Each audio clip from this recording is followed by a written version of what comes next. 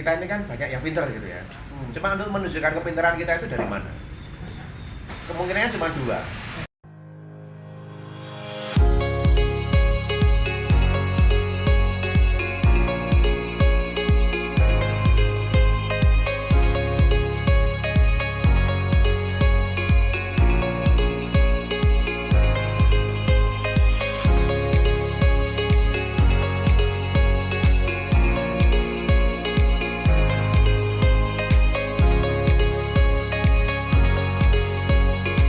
Kemarin kan untung ya, saya tuh punya kesempatan, ini nggak apa-apa masuk di depan Pak Kadif Humas 2 kali waktu di Corbuzier, yang sebenarnya saya tuh agak mangkel karena ruang dan ketap-ketip gini sebenarnya ya emosi sih, ya pada kayak apa gitu kan. Ini gitu tuh uang biaya gitu. Gini-gini itu setengah jam nggak dikasih kesempatan tuh kan. Tapi saya ada kesempatan ngomong gini, saya bukan buzzer polisi loh Pak, saya kan ngomong gitu kan, ada kalimat itu kan. Artinya polisi itu jelek, yang jelek banyak. Saya sendiri ya beberapa kali pernah menjadi korban kejelekan polisi juga pernah. Lalu lintas ya pernah lapor nggak ditanggapi juga iya pernah gitu. Dan itu real gitu. Artinya kalau saya buzzer, saya harus menutupi itu nggak perlu ditutupi, itu problem. Itu fakta. Tapi orang-orang seperti Mas Andri tadi masa nggak diapresiasi? Yeah. Dia tuh konkret loh, yang membuat perubahan itu konkret. Dan berhasil, dia sampai dapat pin emas itu 2 kali juga. Pernah viral nggak? Pernah viral, nggak ada yang tahu kayak gitu. Karena orang aja nggak ada, mungkin di sana gimana mau viral? ada hasilnya. Ada. Karena Sorong itu kota besar kan. Sorong itu kota besar, tapi itu selam areanya itu dia dari Kokoda itu dia datang nomaden dari gunung-gunung itu. Kokoda itu dia dari gunung pelosok gunung, terus di situ mereka juga ada yang Kokoda itu ada beberapa dan gunung, ada yang laut. Nah yang laut itu mereka nyaman sekali di atas rawa tinggalnya itu ya. Yang sekarang pindah ke sana itu yang bagian timur, yang ke Aceh, Sumatera Barat, lalu unik. Apa? Oh unik ya, oke. Itu Sorong tadi ya. Aceh itu ketika pertama kali datang ke sana, lucu ini. Orang apa? Ini aja, kalian gantian. Kalau teman-teman mendengar kata Aceh, kira-kira tantangan apa yang paling dominan di sana apa? Gam. Terus? Syariat itu tantangan, syariat itu bukan tantangan itu. Gimana Prabowo ini? Terus nggak tahu Prabowo apa enggak. Ganja ya. Jelas ganja, kebun ganja. Oke. Saya pun berpikir begitu. Gam, ganja. Tapi begitu sampai sana diketawain. Gam kok masalah. Gam itu sekarang bos-bos Gam sudah punya proyek jembatan, sudah jadi anggota DPR, udah makmur. Saya tuh kalau pas mau jalan ke Biren itu ada satu kafe mewah sekali. Warnanya dominan hitam ini ya, tadi bungkus rokok, hitam merah. Wah di sini masuk juga ya, ini sponsor Jarum Super, saya bilang gitu. Jarum Super apa itu tuh gam ini tuh. Hitam merah kan gam itu kan, hitam merah putih atau kuning ya. Jadi mewah, kafe mewah itu yang punya bos gam gitu. Dia salah satu mantan panglima di sana gitu kan. Sekarang yang menikmati kehidupan mewah itu. Kroconya kalau dulu awal-awal zaman pasca perdamaian, mereka nggak ada proyek dan akhirnya ketika mereka masih pegang senjata ya ngerampok gitu. Mereka ngerampok. Belakangan, nah ini yang saya ceritakan. Itu ngomong gam ya, nanti tak tahan dulu. Ketika saya nanya ganja, saya nanya ke yang nganter saya, Bang, aku pengen kopi ganja itu rasanya gimana sih? Nggak ada Bang, udah nggak ada sekarang. Kok nggak ada kenapa nih? Satu memang ketat ya, memang hukum itu ketat-ketat dalam arti permainan tetap ada, tapi ketatnya secara formal tetap dilarang. Mereka tetap takut juga kan. Tapi yang kedua, ganja itu nggak laku. Kenapa nggak laku? Murah. Karena gampang ditanam. Karena murah, barang murah itu jadi nggak laku. Karena bandarnya nggak untung. Itulah kenapa salah satu yang takut dengan legalisasi ganja justru adalah orang-orang yang berkepentingan dengan bisnis ganja gitu. Karena legal kan barang akan dengan sangat mudah. Nah karena mudah itu dan murah, akhirnya bandar tidak tertarik. Terus ada lagi karakter ganja itu yang membuat konsumennya malas. Kenapa? Karena ketahuan, mukanya ketahuan, baunya ketahuan, mamanya langsung ngamuk gitu kan. Sementara ada produk baru yang jauh lebih kencang dan produksinya sangat massal, bisa dengan sangat mudah, yaitu sabu. Dan sabu itu kalau di Jakarta ada penggerbekan 2-3 kilo, di sana itu ya 1,8 ton. Waktu itu pernah 1,8 ton ada polisi terdampar, tapi yang bawa itu saking takutnya ketahuan lari. Diambil itu di berita itu 1,8 ton. Tapi terus saya dibisi-bisi gitu, nanti 3 ton Mas. Loh, gimana?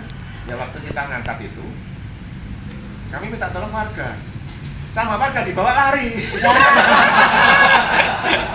Kenapa dibawa lari? Warganya make atau jual?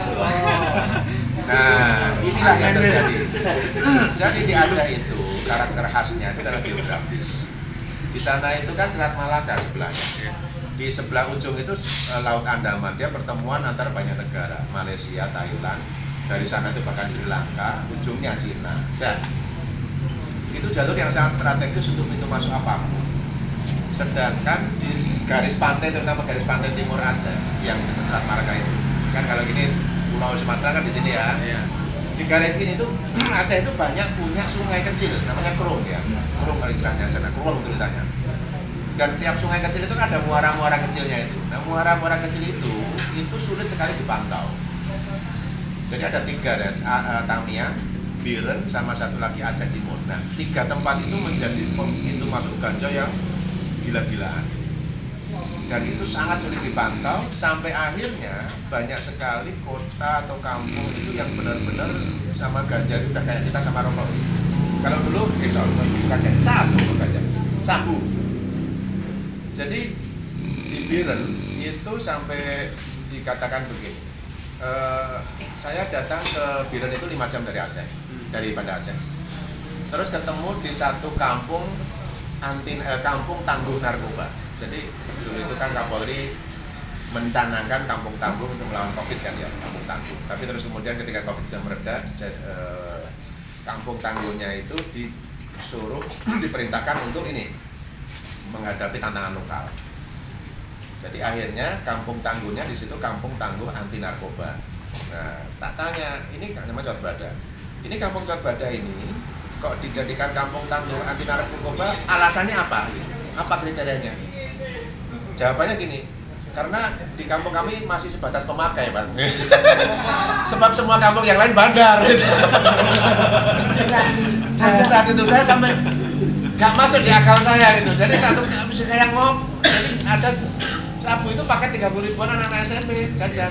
Jadi kampung itu nggak ada bandar, tapi ada just tip. Jadi ada kampung lain yang punya jalur itu datang, tolong beliin di sana. Oh ya, tiap paket dapat bonus 20.000. Just tip sabu gitu.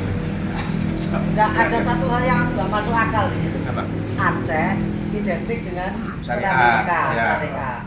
Bagaimana kehidupannya kok itu ketemu nggak jawabannya? Ini kalau ada yang nonton teman-teman Aceh, aku minta maaf ya. Tapi secara berjarak, aku mohon maaf kalau salah ya. Aku lihat di sana itu syariat itu hanya berlaku di 2 hal. 1 Allah. Dan mungkin kembangannya termasuk kholwat dan sebagainya itu ya. Yang kedua sama waktu sholat. Ritual. Jadi ketika kita ngopi di warung-warung kopi kan banyak banget di sana kan, enak banget gitu. Adzan ya sudah, tutup dulu, tutup ayo ke masjid. Ya prakteknya ditutup aja, aku yang ngumpet itu biasa gitu ya.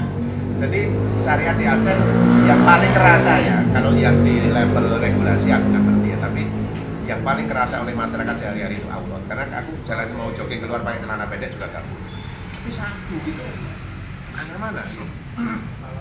Dan aku tidak ketika nanya, ini istilah wali nanggro di sana yang megang syariah itu, gimana soal ini? Ya mungkin cuma berfatwa haram gitu ya.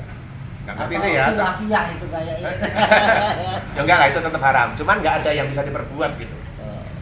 Nggak ada tradisi sih, nggak, sabu kan bukan tradisi. Sabu kan barang baru. Iya. Cuma karena mereka itu dulu terjadi tempat transit kan, ke Biren Tamiang itu sebenarnya awalnya transit untuk dilebar ke Palembang, Makassar, daerah-daerah yang lebih keras, Medan ya. Tapi kemudian akhirnya mereka menciptakan demand di situ. Saat itu ada yang bilang di sana itu yang bikin pusing adalah sebagian besar politisi lokal, anggota DPRD itu bandar. Kenapa? Karena yang punya duit banyak, karena mau jadi anggota DPRD kan harus duit. Yang menang duit ya jadi, dan nggak ada yang mengalahkan duit bandar. cepu-cepunya polisi di sana, kasih informasi ada transaksi atau ada pengiriman barang, ya kadang ngasih tahu juga. Polisi ngasih anggaran berapa? Paling 5 juta lah, kasih duit 5 juta. Sana sekali angkut 50 juta, pilih mana gitu kan? Sekali angkut itu ya, ngangkut pakai ini 3 kilo bisa ratusan juta, kasih 50 juta. Jadi di sana itu memang kampung tadi ya, Jatbada tadi berhasil untuk ukuran konteks sana, Artinya akhirnya pemakai di sana ada hukum adat baru dari Polres sana itu menetapkan berkoordinasi dengan keciknya ya, dengan kepala desanya. Kalau ada yang ketahuan pakai lagi diusir dari kampung. Tuh, jadi itu yang Aceh ya. Mana lagi? Penutup bahwa sebelum nanti buka forum bebas ya. Jadi kalau awalnya tadi ada Giom, tanpa menulis saya tidak bisa kuliah. Itu kan pernah dibaca ya. Ya. Nah, kalau konteks sekarang ini ketemu kalimat apa ini sebagai penutup perbincangan sebelum konteksnya Iqbal Haji Daryono. Dulu aku ya gini ya, sebenarnya mungkin kalau cuma menulis terjadi apalah penghidupan dan sebagainya udah jelas ya. Saya yang lebih dramatis. Dramatis sih enggak ya. Tapi cuma kayak gini, saya tuh selalu ngomong ke teman-teman siapapun yang mau belajar menulis. Kita ini kan banyak yang pintar gitu ya.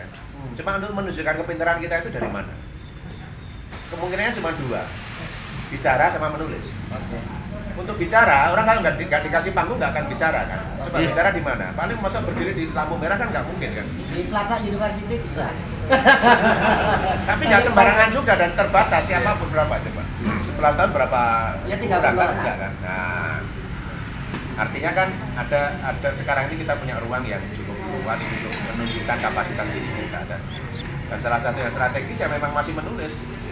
Bicara bisa ya, misalnya nge-vlog gitu, tapi nge-vlog itu sekarang tradisinya kan bukan bicara untuk menunjukkan kecerdasan kan, menunjukkan goyangan gitu kan. Tapi kalau menulis ya kapasitas orang akan kelihatan dan dari situ kalau konteksnya teman-teman di sini mungkin banyak yang entrepreneur dan sebagainya ya kapasitas kita akan kelihatan di situ dan akan meningkatkan nilai dari apa yang kita perbuat. Nilai itu dalam arti gini ya, sama-sama bisa ngapain, katakanlah misalnya gini. Banyak murid kelas saya itu anak BPS, pusat statistik. Oh iya. Mereka itu memang dituntut untuk menulis untuk agar temuan-temuan BPS statistik itu terkomunikasikan kepada publik dengan lebih ada konteksnya. Yeah. Nah, kalau angka hotel di Bali misalnya menurun misalnya, itu artinya apa? Nah, dia akan menafsir itu dalam bentuk tulisan. Sama-sama orang yang punya kemampuan statistik, tapi yang satu menulis dan satu yang tidak, dia akan peluangnya untuk bakal karir lah atau mungkin apa itu akan jauh lebih besar. Dan itu apalagi di luar lingkungan birokrat. Kalau statistik kan birokrat, apalagi dilakukan merdeka seperti itu. Ya kira-kira gitulah ya teman-teman, nanti silakan kalau mau ngomong yang ini masih banyak sekali cerita ya, bukan cuma yang Aceh sama Sorong, masih banyak Poso belum saya ceritakan, yang belakang layar dan lain-lain. Nanti silakan lah biar yang ngomong bareng-bareng. Oke gitu, maka menulislah supaya kamu ada eksis. Kembali ke Pak Bupati. Tepuk 3,5.